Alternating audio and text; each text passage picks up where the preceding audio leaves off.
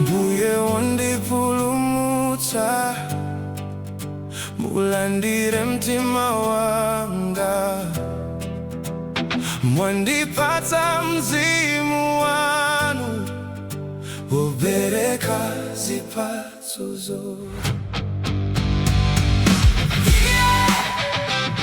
Ndiye Mzimu Wakuyera, atipatse ife makhalidwe ofanana naye Yesu, anatsika kumwambako.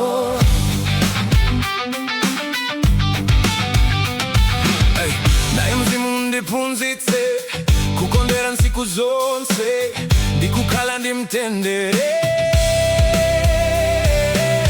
osadera tunkhawayi. Ndiye Mzimu Wakuyera, atipatse ife makhalidwe ofanana naye Yesu, anatsika kumwambako.